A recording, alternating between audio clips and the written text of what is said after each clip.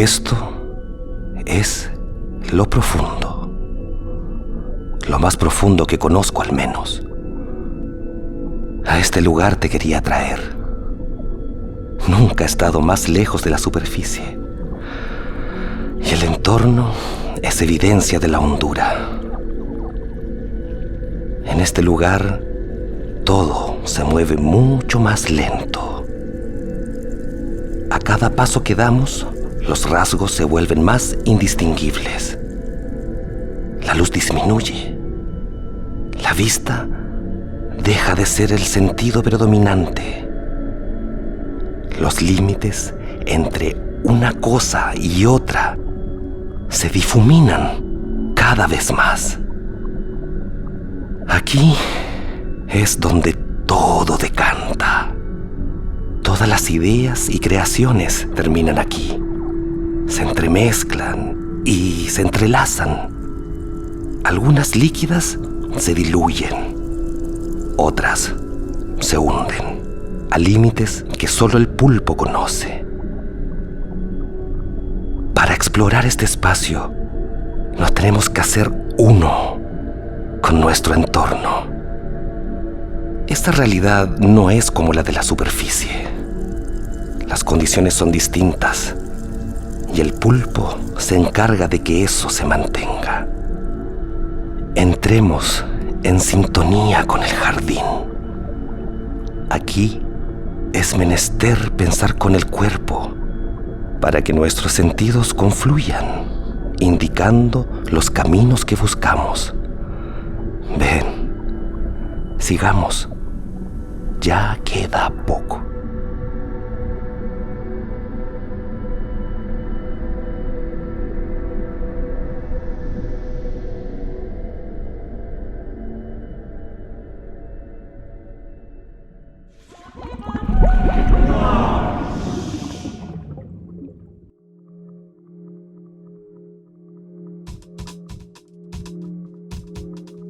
Hola, les damos la bienvenida al octavo y último capítulo de la temporada El Jardín del Pulpo, de la serie podcast Lejos de la Superficie, donde recorremos las profundidades del mar hablando de arte y educación desde el pensamiento tentacular.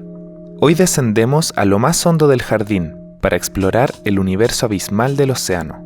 Haremos una inmersión en ecosistemas recónditos habitados por criaturas prehistóricas y misteriosas, para aprender de la sobrevivencia y resistencia desde las tinieblas. En este capítulo hablaremos de tentacularidad, no refiriéndonos al multitasking o multitarea, esa habilidad tan en boga que nos exige prestar atención a muchas actividades al mismo tiempo.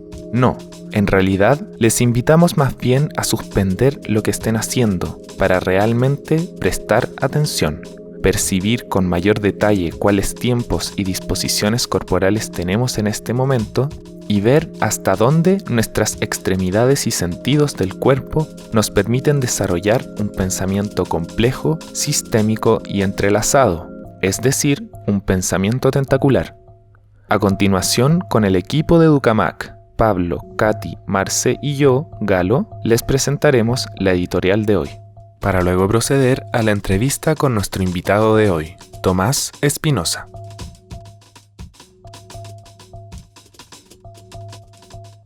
Las llamadas ciencias naturales han organizado las relaciones y fenómenos de la vida de maneras específicas y determinantes, sin saber que el cuerpo humano contiene 10 veces más células bacterianas que humanas.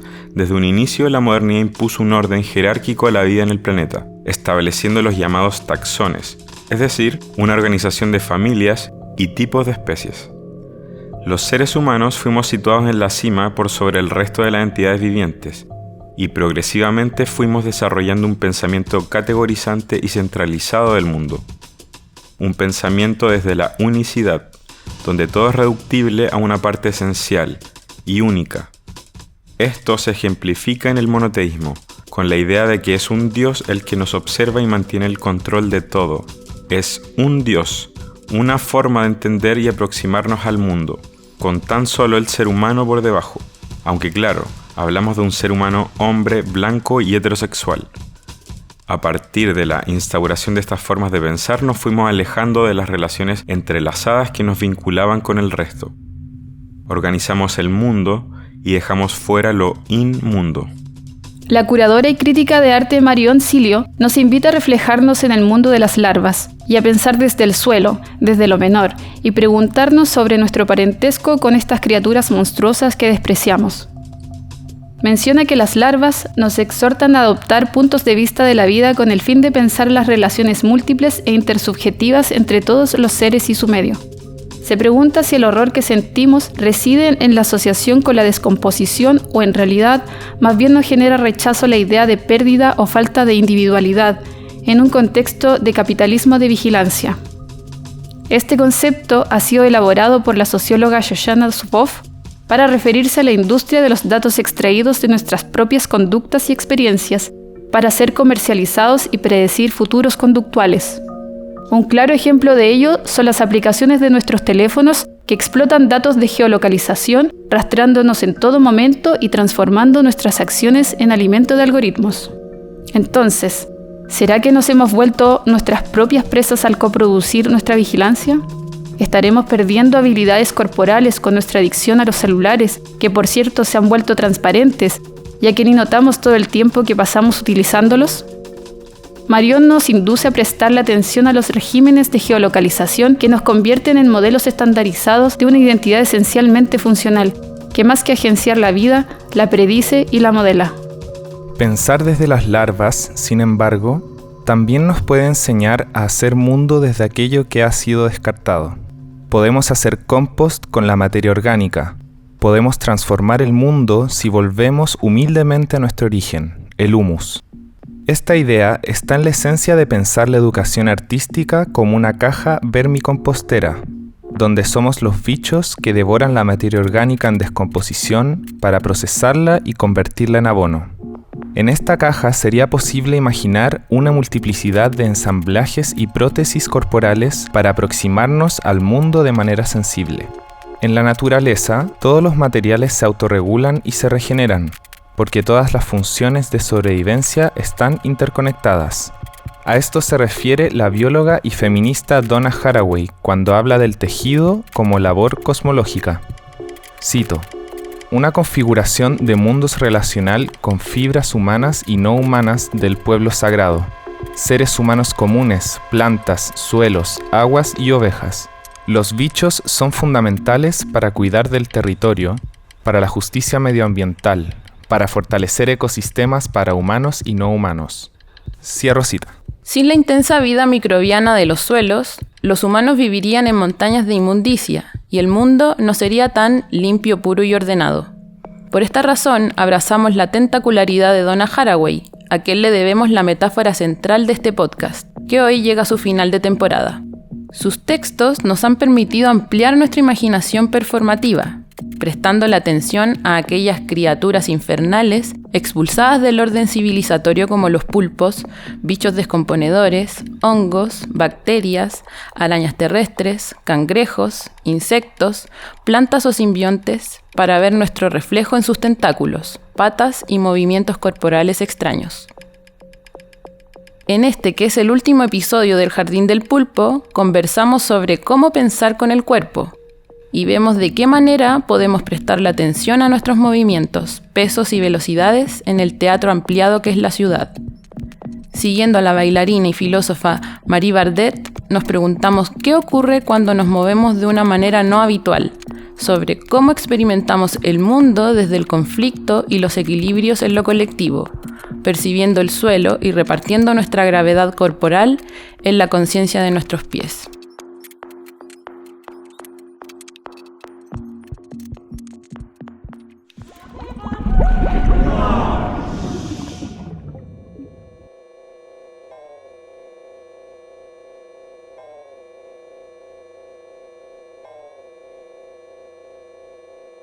Para este segmento tenemos aquí a Tomás Espinosa. Es artista, profesor universitario en el área de las artes escénicas y como docente busca actualizar las metodologías de enseñanza de la actuación y la dirección teatral, poniendo al centro la búsqueda personal de una identidad creativa y la construcción colectiva de espacios pedagógicos seguros. Como artista escénico es dramaturgo y director de la compañía Geografía Teatral, colectivo que ahonda en sucesos socioculturales locales para la construcción de sus obras, las que han sido exhibidas tanto en Chile como fuera del país. Además tenemos aquí a nuestra querida Marcela Matús, que va a estar dirigiendo esta conversación. Hola a ambos. Hola Galo, hola Tommy, ¿cómo están? Hola Marce, hola Galo, gracias por la invitación.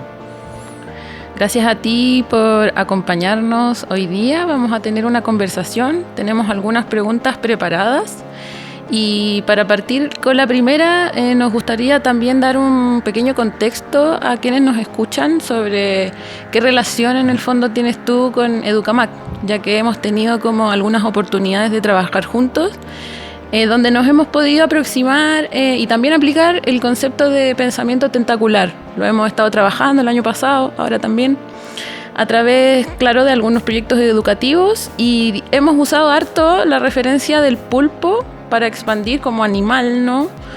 Como ser fuera del humano, para expandir la noción del pensamiento hacia algo mucho más integral y no solo intelectual. Y pensamos que en eso el teatro tiene un rol fundamental, ya que el motor principal del teatro es el uso del cuerpo, justamente, y el lenguaje que tiene el cuerpo, ¿no? Entonces, ¿qué posibilidades has tenido tú de tentacular el uso del cuerpo y la mente a través de tu quehacer y tus proyectos? Y otra pregunta, desde tu rol como dramaturgo y director de teatro, ¿cómo ves aplicado estos conceptos? Tal vez ahí nos quieras compartir algunos referentes. Bueno, el teatro, como lo mencionas Marce, creo que es un lugar increíblemente rico para experimentar, probar y expandir esta idea del pensamiento tentacular.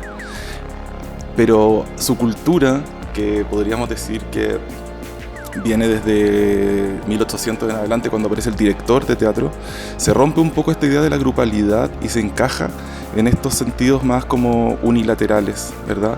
Del hombre director, sobre todo en sus inicios. Vale. Entonces creo que la idea de tentacular en el teatro, si bien es inherente a ese espacio, estuvo perdida mucho tiempo y creo que yo, al igual que muchas personas, la estamos recuperando. Y se está recuperando de muchas formas, se está recuperando en modos de producción, en vínculos afectivos adentro de las compañías y de las clases, porque son espacios que, aunque se quieran academizar, incluyen cuerpo, afecto, sensibilidades. Entonces sí, es un espacio donde se permite y florece fácilmente esta idea de la tentaculación, pero no es un espacio donde ha estado siempre intacta y protegida. De repente va también de la mano en el fondo, con los lenguajes del arte en general, del arte contemporáneo, que siempre están buscando romper o cuestionar, ¿cierto?, la manera tradicional, ¿no?, de hacer el arte o hacer el teatro o hacer música. Entonces en eso también tal vez aparecen nuevas formas de dirigir, nuevas formas de crear colectivamente. Entonces, no sé cómo se han introducido en ese caso. Tal vez hay algunos referentes, ¿cachai?, que hayan hecho algo como importante o un aporte, ¿no?, en esa expansión de la dramaturgia. Bueno, sí, en base a los referentes de lo tentacular, de la expansión, de la renovación también de las formas de hacer en el teatro, creo que en su mayoría son colectivos y son anónimos. Hay una especie de contradicción natural entre la idea del derecho de autor, de la apropiación, sobre todo en el teatro, que en el fondo son siempre o muchas veces son fenómenos muy colectivos. Entonces los ejemplos, los referentes creo que están en las comunidades, creo que están en los espacios que se han articulado en torno a las ideas feministas también. Y ahí sí se podrían nombrar agrupaciones contemporáneas que han tenido como un éxito, que no sé si es un éxito como tal desde el punto de vista de un mercado, sino que un éxito en cuanto a cómo se han tentaculado, a cómo han agrupado personas.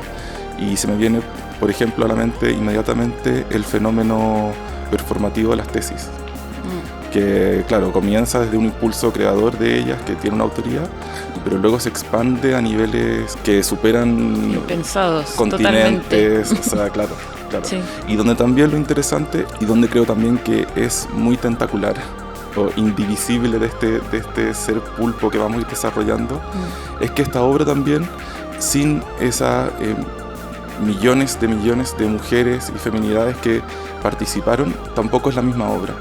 Entonces es finalmente un fenómeno muy transversal y muy colectivo. Eso. Estoy hablando en particular de El violador eres tú, ¿verdad? Y se me viene a la piel, se me viene a la mente, a la memoria emotiva, por decirlo de alguna forma, esa obra, sin yo ser un especialista ni nada, sino que creo que todas las personas, incluso más allá de las artes, la vivimos, la conocimos y la sentimos. Eso, y no sé si la performaste alguna vez, porque claro, eran como más bien mujeres las que realizaban estos llamados a bailar, a performar El violador en tu camino. Entonces, incluso traspasa ese tipo de barreras. Y estaba pensando en lo que decías de esta cosa como del dramaturgo que piensa, ¿no? Que crea y que establece qué es lo que se hace y lo que no se hace. También como en contrapunto con estas ideas feministas, ¿no? De transversalizar el conocimiento, pero también como la distribución de roles y como en el fondo quién es el que piensa. Entonces, claro, me parece súper interesante ese ejemplo porque al final el producto inicial, que era el de las tesis, termina en algo impensado y en una cosa muy, no lejana, porque sigue siendo, ¿no? el mismo objetivo, pero en otro idioma o con otra vestimenta o con otra color de cara, de piel de mujeres de otro lado, ¿cachai? Entonces se va contaminando de una buena manera, en el buen sentido, ¿cachai? Entonces eso creo que es súper interesante el referente que trajiste, porque también toca muchas cosas de las que hemos hablado durante los 8 capítulos de este podcast. Entonces, la segunda pregunta tiene que ver con algo que mencionas en tu presentación, que es acerca de tu interés como profesor en construir espacios pedagógicos seguros. Entonces, ¿qué cosas te han ayudado a ti en tu rol, en tu desempeño a construir este tipo de espacios? Y cómo eso tal vez se tentacula con lo que ya hemos venido hablando en la pregunta anterior. Bueno, en mi paso por la docencia hay una experiencia clave que es el 2018 en UPLA, en la Universidad de Playa Ancha, donde se genera una toma feminista, pero la toma era muy abierta en el sentido de actividades, tenía muchas actividades. Y dentro de esas actividades habían círculos separatistas, en los cuales yo visitaba los círculos de hombres, luego habían asambleas generales, habían exposiciones y un montón de cosas. Como esta idea de toma abierta me parecía súper particular y singular a todas las otras que yo había vivido en mi experiencia como estudiante y como profe. Y ahí, bueno, claro, las demandas eran súper claras, las necesidades también, y el cambio jerárquico, porque para mí eso fueron como ir a clase, en cierta forma. Para mí fue un proceso de aprendizaje esa toma, en la cual yo como profe podía no ir, pero seguía asistiendo a todas las actividades. Éramos muy pocas y pocos los que íbamos, pero porque también el lugar de no poder, yo creo que de poder como autoridad incomodaba quizás a muchas personas que estábamos como en los rangos académicos, por decirlo. Y ahí aprendí y viví las necesidades y las oportunidades de esos espacios seguros, en el sentido de que no solo como por un deber, que también para mí es un deber ético, pero no solo por un deber ético, sino también por la sorpresa de todo el material artístico, creativo que se ha perdido durante siglos en los cuerpos de todas las personas que queremos desarrollar la arte escénica. Es interesante eso, como usar la palabra perdido, porque claro, de repente uno habla mucho de cancelación, ¿no? De ciertos tipos de conocimiento, de ciertas producciones, pero también hay otra cosa que es la simple omisión, ¿no? Muchas veces solo se omiten las cosas, como se validan o no se validan, y eso es lo que les permite como llegar o no llegar al público, llegar o no llegar a los espacios académicos también. El espacio académico también es un lugar muy, muy jerárquico, absolutamente jerárquico. Entonces, claro, ¿cómo decirlo?, estos lugares, y qué bueno que de repente aparece otra vez, ¿no?, el tema del feminismo, como de la mano, con ese tipo de visión de mundo, de pensamiento, permite este tipo de cosas. En el fondo, como ir, y quiero como usar también estos términos que también hemos venido pensando y masticando hace tiempo, como compostar, ¿no? Como todas estas cosas, hablando también de lo que contamina, ¿no? Una contaminación en el buen sentido, va permitiendo hacer algo de múltiples cosas que tal vez inicialmente ni siquiera pensamos que tienen relación, tienen conexión, no tienen como sentido juntas, pero al final en ese fermento, ¿no?, es que aparece como algo nuevo, algo inesperado. Entonces, súper interesante. Bueno, y en la tercera pregunta queríamos hablar sobre este concepto del convivir juntos, que creo que últimamente en nuestra sociedad, ¿no?, ha sido como bastante interesante, por decirlo de alguna forma, pero han pasado muchas cosas en relación a este tema del convivir juntos, ¿no?, en los últimos años, diría yo. Entonces, ¿cómo aporta la posibilidad de crear parentescos inesperados? Hablando también de esto de compostar, ¿no?, de contaminar para crear algo nuevo. ¿Cómo aporta la posibilidad de crear parentescos inesperados con múltiples formas de vida o de vivir en relación al concepto de convivir juntos? Esta idea de cuestionarse los parentescos, de valorar la convivencia, de permitirla, creo que alude a todos los espacios de encuentro. Uh-huh. Y creo que tanto la sala de artes escénicas, el teatro, donde aparece la danza, donde aparecen las performances que también tienen desplazamiento hacia otros espacios, el teatro en sí, y también la sala de clases, donde se trabaja con cuerpos, en la sala donde estudiamos actuación, dirección y todo lo relativo a lo escénico. Me hace mucho sentido con esta idea de crear parentescos extraños, porque tiene que ver con el cuestionar la dirección, la jerarquía de quienes estamos en esos espacios. Por ejemplo, últimamente me ha aparecido mucho la idea de que los trabajos de los estudiantes son el material didáctico para los estudiantes que están observando. O sea, que el real trabajo, en el fondo, la evaluación, la hace cada estudiante de lo que está haciendo su compañero en la sala de clases, por ejemplo. Y eso ya es un cambio en la dirección o en el foco de cómo se ve el producto, muy entre comillas, que cada uno crea para llevar a la sala. ¿Qué estoy llevando a la sala? ¿Estoy llevando mi currículum? ¿Estoy llevando mi arma de competencia con los demás? ¿O estoy llevando mi colaboración? ¿Estoy llevando mi ejemplo de cómo yo aprendí para ver si le sirve a...? Entonces ahí, por ejemplo, hay un suceso del cual yo estoy mirando de forma diferente. Y eso se aplica a todo, y vuelvo un poco a esta idea del pulpo, que es esta inspiración, esta admiración también por este ser que parece tan distinto a cómo hemos ido concibiendo el humano, que es su dirección de avance, esta multidireccionalidad que tiene, porque en lo del pulpo se hace mucho énfasis en el cerebro, creo, en esta idea de varios cerebros en un cuerpo. Se hace un segundo énfasis en esta idea de 3 corazones. Y así vamos, como cuando leemos teoría sobre lo tentacular, vamos viendo cómo se va generando una anatomía de la cual empezamos a decodificar cómo podemos cambiar cosas de nuestra conducta humana. Y esta idea de la dirección a veces no es tan explorada, y es súper interesante, porque estos 8 tentáculos generan direcciones que avanzan, pero con un movimiento que va en direcciones casi opuestas, y que al mismo tiempo se retroalimentan para ir en una dirección.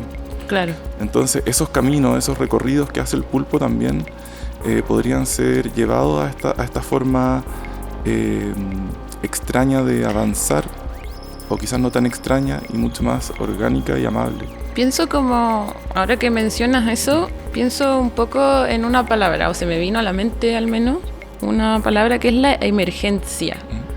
y que creo que tiene que ver también con el concepto de crisis, al que también está relacionado el tema de convivir juntos. En el fondo, todo esto que estamos hablando del pensamiento tentacular, del pulpo, del compostaje y del convivir con formas de vida inesperadas o parentescos raros, tiene que ver con un objetivo en el fondo que va más allá de eso, que es seguir con la vida en este mundo en crisis, ¿no? Y cuando vivimos en crisis, surgen estos estados de emergencia. Por lo tanto, es súper bonito pensar que estas divergencias, ¿no?, de pensamiento, de forma de hacer, de actuar en el teatro o en múltiples ocupaciones, en el fondo también son como una respuesta a esa emergencia, de encontrar caminos que no vemos, en el fondo, que ahora no estamos viendo porque estamos en un estado donde muchas veces tendemos a pensar que el mundo se va a acabar pronto, ¿no?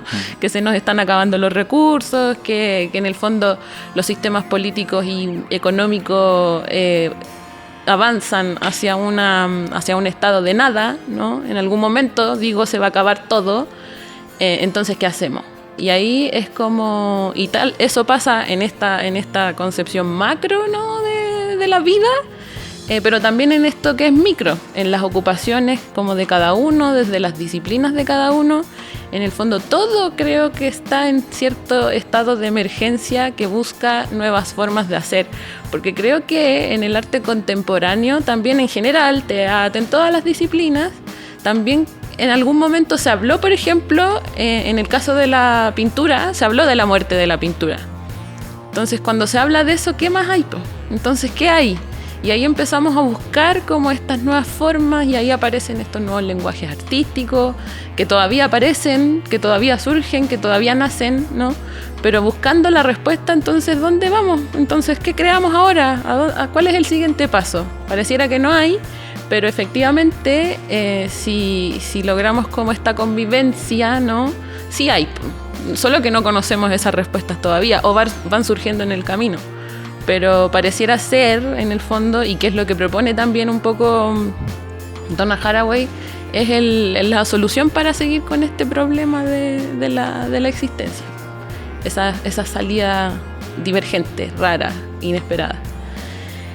Entonces, también creo que me gustaría escuchar algunas cosas por ejemplo, de geografía teatral, en qué están, o en qué han estado, en qué están poniendo sus énfasis, sus búsquedas.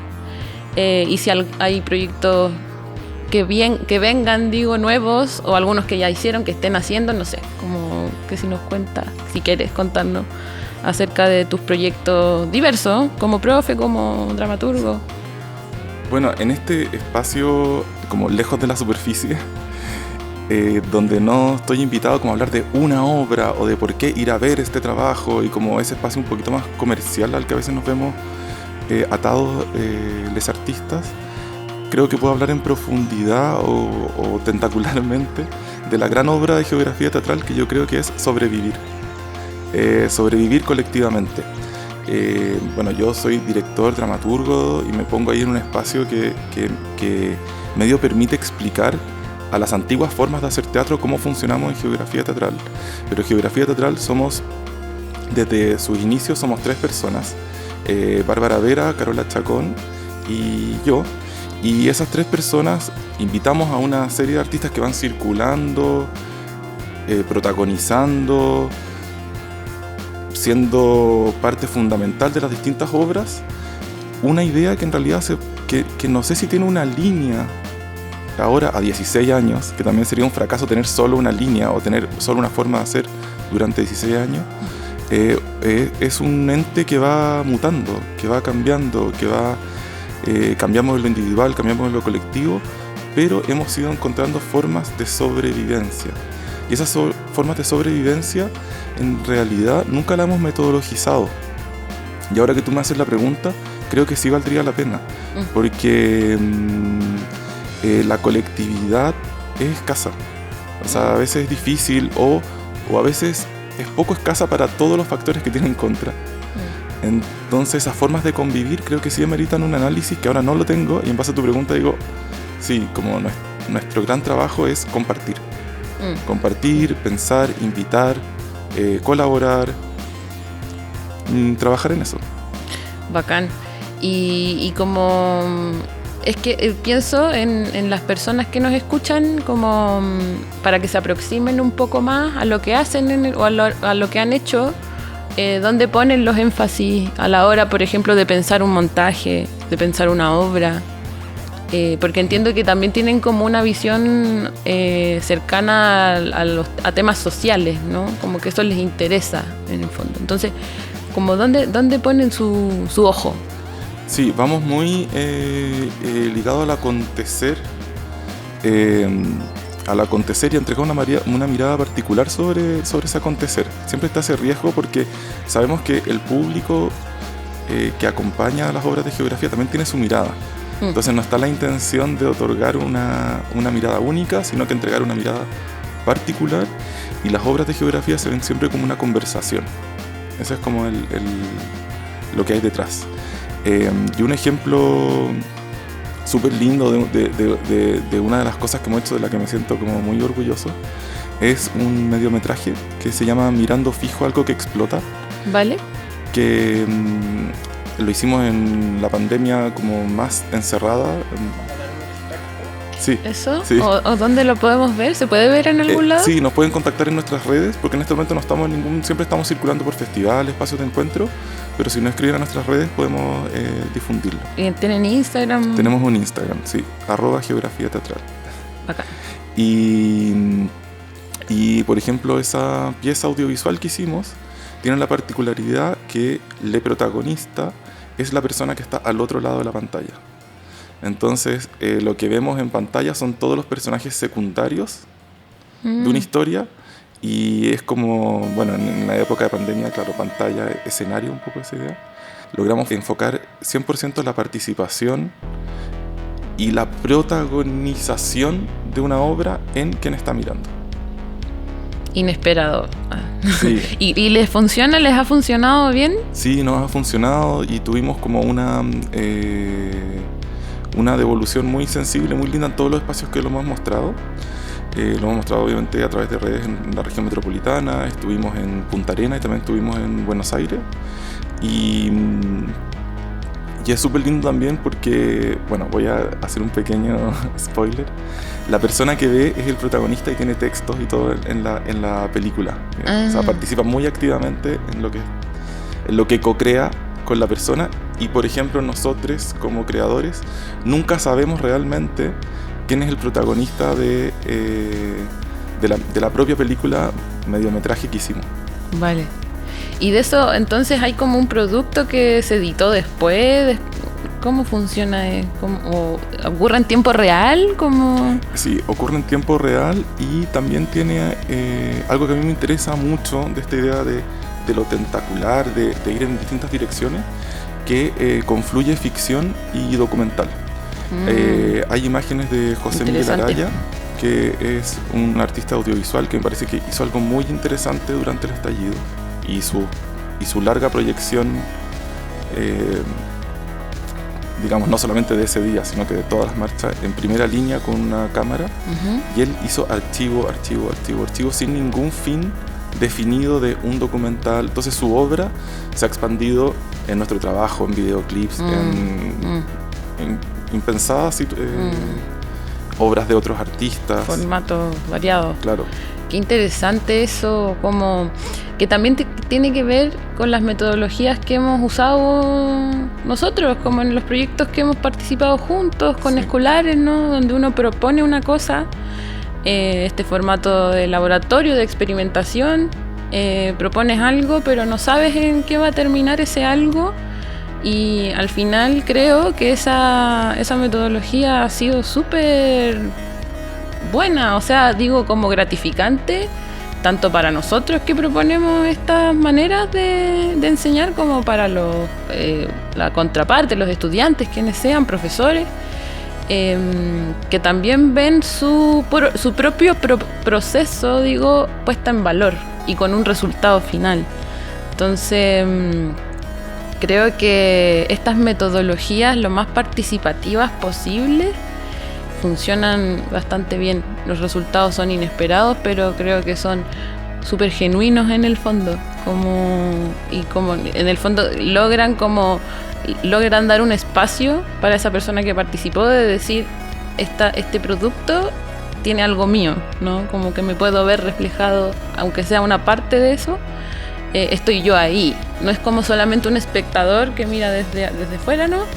Sino que también hay algo propio en eso. Y cuando sucede eso, creo que uno puede como apreciar las cosas desde una perspectiva distinta. Creo que también eso es como interesante, y qué bueno que trajiste el tema como de la ficción, ¿no? a la mesa, porque también es un tema que le hemos dado harta vuelta, y claro, como romper un poco esa estructura de quién está dentro, quién está afuera, quién participa, quién no participa, ¿no? Quién dirige, quién no dirige, quién crea, quién no crea, ¿no? Esos límites están como muy borrados muchas veces, y tampoco es necesario tenerlo claro, ¿no? No es necesario tener claro cuál es mi rol ahí o cómo voy a participar, ¿no? Puedo ir fluyendo. Y creo que eso es súper interesante para el proceso de aprendizaje también. Como pensar cómo eso puede ser aplicado en las aulas, que creo que el sistema educativo es todavía sigue siendo muy estructurado, muy cerrado en sí mismo. Entonces, de repente, este tipo de cosas pueden ir aireando y pueden ir oxigenando también lo que pasa dentro del aula.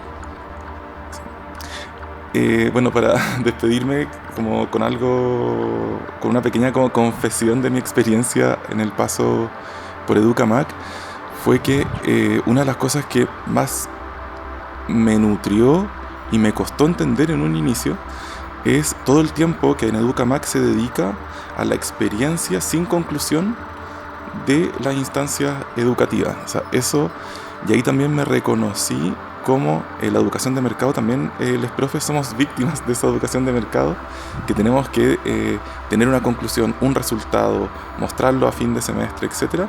Y en este espacio de educación informal que es Educamac, se me subvirtió el orden también, de no solamente de el lugar de quien estudia, quien enseña, sino que también cómo se piensa, cómo se organiza una instancia educativa, y eso es súper lindo, súper interesante.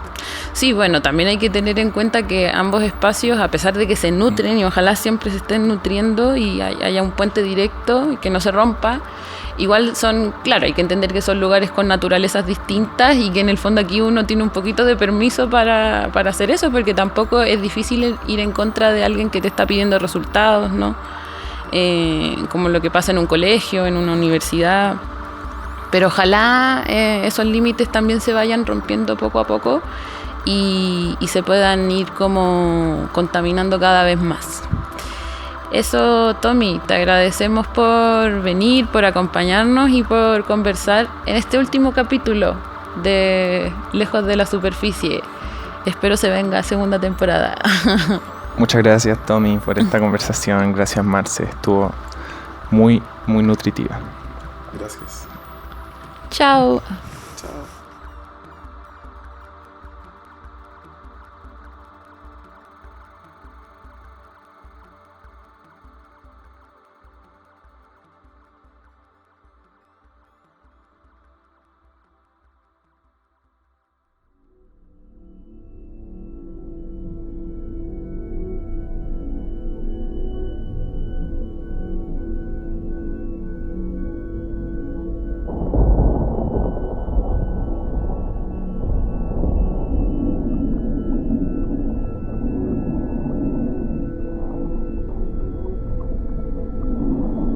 El pulpo está al frente nuestro. ¿Lo sientes? Es esquivo. Se está moviendo. Muchas veces conserva la cautela, pero la curiosidad le suele ganar. Hoy parece ser la segunda opción. No tengas miedo. Desde que llegaste, él sabe que estás aquí, navegante. Él conoce tus intenciones. Pocos seres llegan a estas profundidades. Y si llegas, es tan solo porque Él lo permite. Su tamaño no es importante. Su color denota sus emociones. Sus tentáculos sienten a la vez que piensan. Si se acerca a ti, es porque algo te quiere decir. Y la invitación a seguirlo parece evidente. No sé dónde te estará llevando, pero pareciera que quiere que tú lo sigas. El pulpo te quiere mostrar algo. La aventura depende de ti, navegante. Como te dije antes, esto es lo más profundo que he llegado, y mi misión termina aquí. Ya no te puedo acompañar. El jardín. El jardín es un lugar especial. Aquí, pocas cosas siguen las reglas que solemos tomar por dadas. Realmente dudo que el alcance de los tentáculos del pulpo tengan un límite. La invitación, de hecho, es a desarmar esos límites que nos refugian en el sentido y la razón, a explorar los espacios infinitos de la creatividad y la naturaleza, a imaginar y a habitar mundos imposibles. Esta aventura no ha llegado a su fin. Probablemente nunca lo haga. Solo tú puedes decidir eso. Pero te aseguro que una vez conocida la fragilidad de los límites y la permeabilidad de las fronteras, te será difícil mirar hacia atrás. Hasta pronto, navegante. Que la confianza marque cada uno de tus pasos.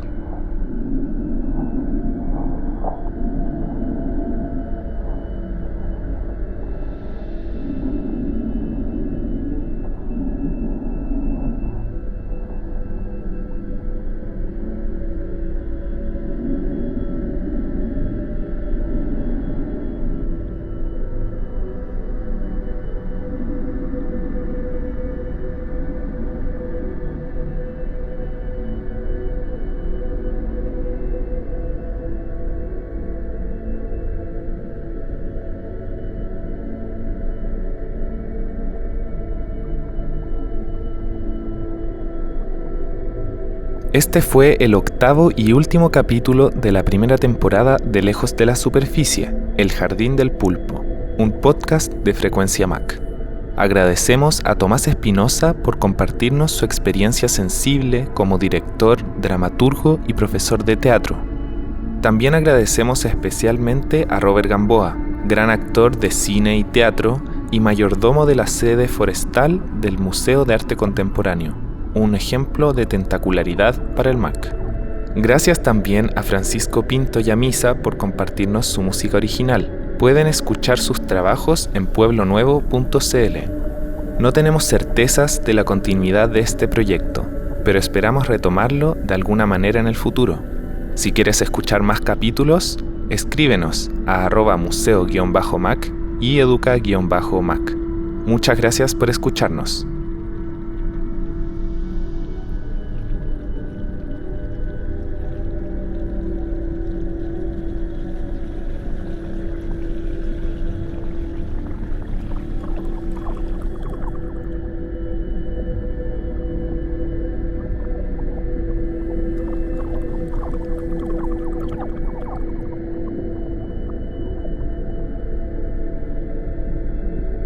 Este capítulo va dedicado a Maya, que aunque más mono que pulpo, es jardinera como nadie.